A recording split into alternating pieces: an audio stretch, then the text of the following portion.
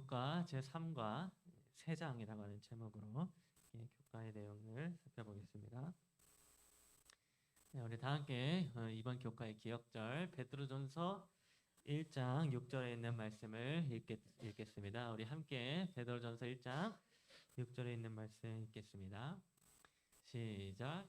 그러므로 너희가 이제 여러 가지 시험으로 말미암아 잠깐 근심하게 되지 않을 수 없으나 오히려 크게 기뻐하는도다. 여러분, 이번 교과의 제목이 세 장인데요. 엘렌 G. 화이트는 치료봉사 472페이지에서 이 세 장에 갇힌 새의 이야기를 이렇게 기록을 해주고 있습니다. 그래서 이 세 장에 갇힌 새의 이야기를 이렇게 보게 되면 이러한 이야기를 해주고 있습니다. 한 새를 조련하는 새의 조련사가 한 새에게 노래를 가르치고자 하였습니다. 이 새가 언제 어디서든 노래를 할 수 있도록 이렇게 노래를 가르치고자 한 것입니다. 그런데 이 새에게 노래를 가르칠 때에 이 조련사는 그 노래를 밝은 대낮에 가르치지 않는다고 합니다. 왜냐하면 이 밝은 대낮에 새에게 노래를 들려주게 되면 새가 다른 곳에서 들리는 여러 가지 소음들로 인하여 온갖 잡다한 그 소음들로 인하여 노래를 완전히 다 못 익히게 되기 때문에 낮에 노래를 가르치지 않는다고 합니다. 그래서 조련사는 이 새를 언제 가르치냐 하면 새를 새 장에 가둬놓고 그 새 장을 어두운 천으로 이렇게 덮은 다음에 새가 아무것도 볼 수 없는 어둠 속에 가둬놓은 다음에 그 어둠 속에서 노래를 들려줘서 노래를 배우게 한다고 합니다. 그렇게 하면 나중에 이 새가 밝은 대낮이 되어도 완전히 곡을 부를 수 있게 된다고 하는 것입니다. 여러분, 이 이야기는 이 세 장 속에 갇힌 새의 이야기는 엘렌 G. 화이트이 치료봉사라고 하는 책에 기록한 그런 이야기이기도 하지만 사실 이 이야기는 당시 영미권에서 자주 사용되어지던 하나의 문학적인 비유를 엘렌 G. 화이트이 인용한 것이었습니다. 그래서 원래는 이 흑인들의 억압된 자유와 인권을 이야기할 때에 이 세 장 속에 갇힌 새의 이야기를 비유로 들었는데 엘렌 G. 화이트는 그 이야기를 조금 다르게 인용하여서 우리 인간에게 주어지는 어떤 시련의 의미를 이 세 장 속에 갇힌 새의 이야기로 풀어서 기록해 주었던 것입니다. 그래서 여러분 어떻습니까? 여러분은 여기 이 세 장 속에 갇힌 새의 이야기를 들으시면서 여러분 어떤 생각을 하시게 되었나요? 저는 이 세 장 속에 갇힌 새의 이야기를 이렇게 들으면서 어떤 생각이 떠오르게 되었는가 하면 만약에 하나님이 새를 세 장 속에 가둬놓고 어둠 속에서 노래를 가르치는 조련사와 같다고 한다면 하나님은 동물 학대 범이 아닌가 이런 생각이 들게 되었습니다. 여러분 우리가 잘 생각해 보면 이 세 장 속에 갇힌 새는 조련사에게 동물 학대를 당한 것 같습니다. 우선 저 하늘을 정말 자유롭게 날아다녀야 하는 그 새를 세 장 속에 가둬놓았다는 것 자체에서 우리는 새의 자유를 빼앗았다는 느낌을 받게 되는 것입니다. 또한 새는 사실 전혀 알 필요도 없고 새가 알고 싶어 하지도 않아 하는 주인이 가르쳐주는 노래를 배워야 한다는 사실에서도 새는 억압을 받고 있는 것 같습니다. 또한 그 노래를 배우는 과정을 보게 되면 참으로 학대라고 하는 표현이 적절할 만큼 끔찍한 것을 볼 수 있습니다. 새로 하여금 어두운 천으로 시야를 다 차단하고 아름다운 세상의 것들을 보지 못하게 할 뿐만 아니라 그 두려운 어둠 속에서 오직 한 가지의 음악만을 들려주고 배우게 하는 이런 조련사의 모습을 볼 때에 저는 이것이야말로 새의 자유를 침범하는 동물 학대가 아닌가 그런 생각이 들게 되었던 것입니다. 여러분은 어떻게 생각하십니까? 저 하늘을 자유롭게 날아다니는 새를 새 장에 가둬놓고 어둠 속에서 노래를 가르치는 조련사는 동물 학대범입니까? 아니면 새를 사랑하는 그런 주인입니까? 여러분 처음에 저는 이 세 장 속에 갇힌 새의 이야기를 보면서 이 이야기 속에 나오는 조련사가 동물 학대범과 같다 이런 생각을 하게 되었습니다. 그리고 저는 왜 엘렌 G. 화이트이 또 이 교과의 저자가 동물 학대범과 같은 이 조련사를 하나님이라고 비유해서 설명하고 있는지 이해하기가 어려웠습니다. 그런데 여러분, 제가 그 뒤에 나오는 교과의 내용들을 하나하나 살펴보면서 저는 이 새의 조련사가 동물 학대범이 아니라 사실은 우리를 사랑하시는 하나님과 같다고 하는 사실을 제가 깨닫게 되었습니다. 그래서 지금부터 왜 때때로 우리 사람들을 실현의 길로 인도하시는 새 조련사와 같은 하나님이 왜 사랑이신지에 대하여 함께 살펴보는 시간에 갖도록 하겠습니다. 여러분, 우리가 믿는 하나님은 때때로 우리를 실현의 길로 인도하시는 새 조련사와 같은 분이십니다. 그래서 여러분, 출애굽기 14장 10절에 있는 말씀을 보게 되면 우리는 그 사실을 분명하게 확인하게 됩니다. 바로가 가까이 올 때에 이스라엘 자손이 눈을 들어본즉 애굽 사람들이 자기들 뒤에 이른지라. 이스라엘 자손이 심히 두려워하여 여호와께 부르짖고. 여러분, 하나님께서는 하나님의 인도하심에 따라서 이스라엘 백성들을 애굽의 노예 생활로부터 건져내시고 그들을 구름 기둥과 불 기둥으로 인도하여 출애굽하도록 하셨습니다. 즉, 하나님께서 이스라엘 백성들을 애굽에서부터 인도하여 내신 것입니다. 그래서 이스라엘 백성들은 이 구름 기둥과 불 기둥으로 나타나신 하나님의 인도하심에 따라서 그들의 발걸음을 옮기게 되었습니다. 그런데 그렇게 이스라엘 백성들을 구름 기둥과 불 기둥으로 인도하신 하나님이 이스라엘 백성들을 결국 인도하신 곳이 어디였습니까? 네, 바로 홍해바다 앞이었습니다. 앞은 홍해바다가 가로막고 있으며 그 뒤에는 애굽의 군대가 따라오고 있는, 그래서 앞으로 갈 수도 없고 뒤로 갈 수도 없는 징퇴양난과 같은 길로 하나님께서는 이스라엘 백성들을 인도하셨던 것입니다. 여러분, 분명히 이스라엘 백성들의 길을 인도하신 분은 하나님이셨습니다. 분명히 하나님께서 이스라엘 백성들을 인도하셨던 것입니다. 그런데 그렇게 하나님을 따라 걸어갔던 이스라엘 백성들은 어디에 다다르게 되었는가 하면 바로 시련의 도가니 속에 다다르게 되었습니다. 여러분, 바로 이 부분에서 우리는 하나님의 인도하심을 따라 걸어가는 우리의 인생길에도 때로는 시련의 도가니 속으로 들어갈 때가 있다고 하는 사실을 발견하게 됩니다. 다시 말해서 우리가 하나님을 정말 신실하게 믿고 하나님의 인도하심을 따라서 매일매일 삶을 걸어간다 할지라도 그 길이 마냥 기쁘고 행복하기만 한 길은 결코 아니라고 하는 것입니다. 이스라엘 백성들이 하나님의 인도하심을 따라 걸어갔을 때에 진퇴양난의 상황에 빠져서 큰 두려움 속에 빠지게 되었던 것처럼 하나님의 인도하심 속에도 이와 같은 시련의 때가 분명히 찾아올 수 있다고 하는 것입니다. 그런데 여러분, 왜 하나님께서는 이렇게 이스라엘 백성들을 시련의 길로 인도하셨을까요? 왜 하나님을 따르는 길에 아픔과 두려움과 시련이 있도록 하나님이 허락하셨을까요? 출애굽기 14장에서는 그 이유에 대하여 두 가지의 이유를 들어서 설명을 해주고 있는데, 그 첫 번째 이유에 대하여 출애굽기 14장 4절은 이렇게 기록해주고 있습니다. 내가 바로의 마음을 완악하게 한즉 바로가 그들의 뒤를 따르니 내가 그와 그의 온 군대로 말미암아 영광을 얻어 애굽 사람들이 나를 여호와인 줄 알게 하리라.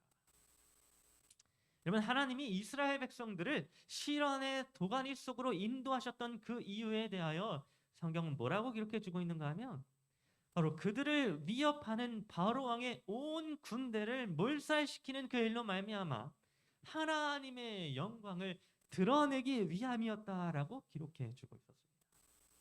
즉, 바로 왕의 군대를 홍해 바다 속에 매장시키는 그 일을 통하여 애굽 사람들로 하여금 하나님의 영광을 알게 하기 위하여 하나님은 이스라엘 백성들을 시련의 길로 인도하셨다는 것입니다. 두 번째 이유에 대하여 출애굽기 14장 31절은 이렇게 기록해주고 있습니다. 이스라엘이 여호와께서 애굽 사람들에게 행하신 그 큰 능력을 보았으므로 백성이 여호와를 경외하며 여호와와 그 종 모세를 믿었더라.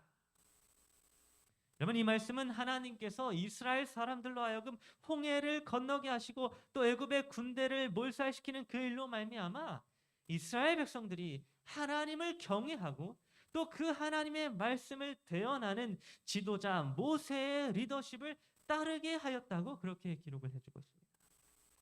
즉 하나님께서 이스라엘 백성들을 진퇴양난의 시련의 도가니로 이끌었던 그 이유가 이스라엘 사람들로 하여금 하나님을 믿고 또 모세를 따르게 하기 위함이었다는 것입니다. 뿐만 아니라 우리는 이제 성경 여호수아에 이르러서 이 홍해 사건으로 말미암아 예수님의 조상이 되는, 훗날 예수님의 조상으로 기록이 되어지는 라합이, 기생 라합이 이 홍해 사건으로 말미암아 하나님을 두려워하게 되어 이스라엘 정탐꾼을 돕게 되는 사건을 보게 됩니다. 즉 하나님께서는 오늘 우리의 구원을 위하여 이스라엘 사람들을 시련의 길, 그 홍해 앞으로 인도하셨던 것입니다. 여러분 출애굽기 17장을 보게 되면 우리는 또다시 하나님이 이스라엘 백성들을 시련의 길로 인도하시는 것을 보게 됩니다. 출애굽기 17장 1절은 이렇게 기록하고 있습니다. 이스라엘 자손의 온 회중이 여호와의 명령대로 신 광야에서 떠나 그 노정대로 행하여 르비딤의 장막을 쳤으나 백성이 마실 물이 없는지라.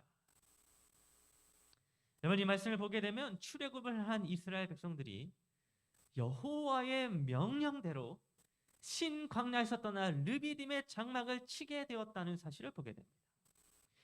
여호와의 명령을 따라서 그들은 르비딤의 장막을 친 것입니다.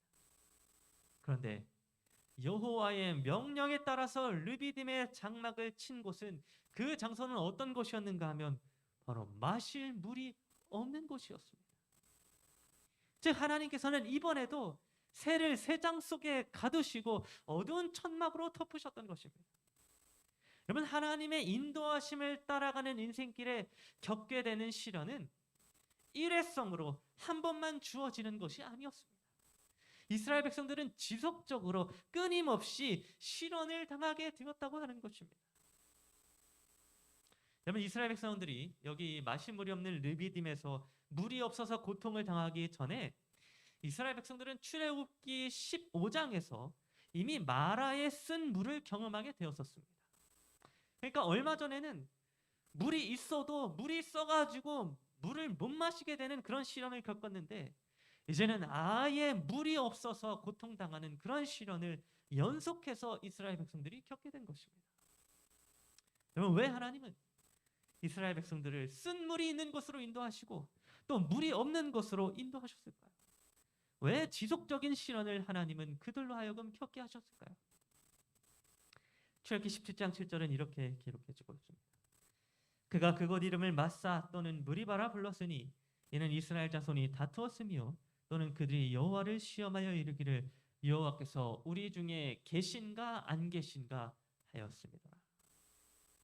여러분 하나님께서는 쓴 물을 단물로 바꾸시고 물이 없는 곳에서 물이 솟아나게 하심으로 말미암아 이스라엘 백성들로 하여금 그들의 구원자가 그들 중에 함께 계시다고 하는 사실을 지속적으로 가르쳐 주셨습니다. 다시 말해서 하나님은 시련의 도가니를 통하여 이스라엘 백성들로 하여금 구원의 하나님이 그들 가운데에 함께 하고 계시며 그러한 하나님을 그들이 믿고 따르면 구원을 얻을 수 있다고 하는 사실을 가르쳐 주셨던 것입니다. 마지막으로 우리는 예수님께서 광야에서 겪으신 이 시험을 통하여 하나님이 왜 우리들을 쇠장 속에 가두시고 어두운 천으로 덮으시는지를 이해하게 됩니다. 마태복음 4장 1절을 보게 되면 이런 말씀이 있는 것을 보게 됩니다. 그때 예수께서 성령에게 이끌려 마귀에게 시험을 받으러 광야로 가사. 여러분 이 말씀을 보게 되면 마치 성령께서 예수님을 이끌어 가지고 마귀에게로 시험 받게 하신 것처럼 이 말씀이 이해가 되기도 합니다. 즉 하나님께서 아주 의도적으로 예수님을 시험하신 것처럼 그렇게 이해가 되어지는 것입니다. 그런데 야고보서 1장 13절을 보게 되면 하나님은 결코 그러한 분이 아니라는 사실을 확인하게 됩니다. 하나님은 아무도 시험하지 아니하시느니라. 여러분 이 말씀처럼 하나님은 아무도 시험하지 아니하시는 분입니다. 하나님은 예수님을 시험하시는 그런 분이 아니라고 하는 것입니다. 그래서 누가복음 4장 1절로 2절을 보게 되면 그 사실에 대해 이렇게 기록을 해주고 있습니다. 예수께서 성령의 충만함을 입어 요단강에서 돌아오사 광야에서 40일 동안 성령에게 이끌리시며 마귀에게 시험을 받으시더라. 그러면 이 누가복음, 마태복음이 아니라 누가복음에 있는 기록을 보게 되면 성령께서 예수님을 시험 받도록 하시고 시험을 주신 것이 아니라 성령께서 예수님을 이끌어서 광야로 가셨는데 그 광야에서 사탄이 예수님을 시험하였다는 사실을 알 수 있습니다. 그러니까 시험을 주는 것은 사탄 마귀이지 하나님이 아니라고 하는 사실을 누가복음에서 분명하게 기록해 주고 있는 것입니다.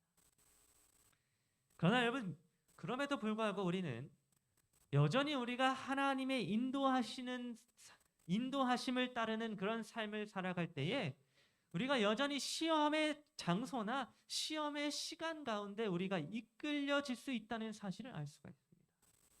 하나님이 친히 우리 사람을 시험하지는 않으나 하나님의 인도하심 속에 사탄 마귀가 우리 사람들을 시험할 때가 분명히 있다고 하는 것입니다. 그런데 여러분, 예수님께서는 사탄 마귀의 시험에서 승리하시는 일을 통하여 왜 하나님께서 예수님을 광야로 이끄셨으며 사탄 마귀의 시험을 허락하셨는지를 가르쳐 주셨습니다. 여러분, 예수님은 사탄 마귀가 주는 세 가지 시험에서 승리하셨는데 그 승리하신 것은 그분 자신이 승리하신 일이기도 하였지만 우리 죄된 인간을 위하여 승리하신 일이기도 하였습니다. 예수님께서 시험에 당하시고 그 시험에서 승리하신 것은 사실 우리를 대신하여 이루신 일이었습니다. 여러분, 연약한 우리 사람은 사탄 마귀의 시험에서 넘어지나 우리를 대신하여 시험을 당하시고 마침내 시험에서 승리하신 예수 그리스도로 말미암아 우리가 사탄 마귀의 시험에서 예수님을 의지하여 승리할 수 있도록 하신 것입니다. 여러분, 예수님께서 광야에서 시험을 당하신 것은 오늘날 예수님을 믿고 의지하는 우리들을 구원하시기 위함이었습니다. 우리 스스로는 승리할 수 없지만 예수님을 믿고 의지하는 사람들로 하여금 시험에서 승리할 수 있도록 하나님은 예수님을 시련의 길로 인도하셨던 것입니다. 여러분, 이렇게 우리가 하나님께서 우리 사람들을 그리고 예수님을 시련의 도가니로 인도하신 몇 가지 사례를 우리가 살펴보게 되었는데, 여러분, 우리는 이 몇 가지 사례들을 통하여 무엇을 확인할 수 있는가 하면 바로 하나님께서 우리 사람들을 시련의 도가니 속으로 인도하시는 그 이유가 우리 사람들을 넘어뜨리게 하기 위함이 아니요 구원하기 위함이었다고 하는 사실을 확인하게 됩니다. 이스라엘 백성들을 앞뒤가 다 막힌 홍해 앞으로 인도하셨던 이유가 그들을 구원하시기 위함이었으며 마라의 쓴물과 물이 전혀 없는 르비디미로 하나님이 이스라엘 백성들을 인도하셨던 이유도 그들을 구원하시기 위함이었으며 독생자들 예수 그리스도를 광야로 인도하셨던 이유도 우리 사람들을 구원하시기 위함이었던 것입니다.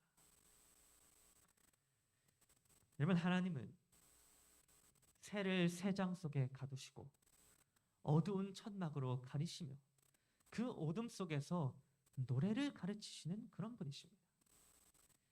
여러분, 저는 처음에 이러한 하나님의 모습을 보면서 동물 학대를 하는 분 혹은 억압하고 자유를 빼앗는 분으로 보았었습니다.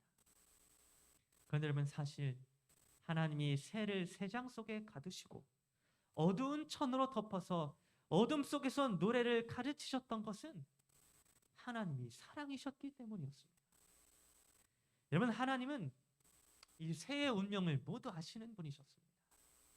새가 새장에 갇혀서 노래를 배우지 않으면 당장은 하늘을 자유롭게 날아다니며 살아가겠지만 결국 그 자유롭게 하늘을 날아다니는 새도 마침내 땅에 떨어져 죽게 될 것을 하나님은 아시는 분이셨다고 하는 것입니다. 여러분, 아무리 자유롭게 하늘을 날아다니는 새도 결국에는 땅에 떨어져 죽게 되는 것입니다. 그런데 여러분, 새가 죽지 않고 살 수 있는 방법이 있습니다. 그리고 그것이 조련사가 가르치는 노래를 배우는 것이라고 생각해 봅시다. 그렇다면 여러분, 새를 너무나도 사랑하는 조련사라면 새에게 구원의 노래를 가르치겠습니까? 아니면 저 하늘을 자유롭게 날아다니도록 냅두다가 결국에는 땅에 떨어져 죽게 만들겠습니까?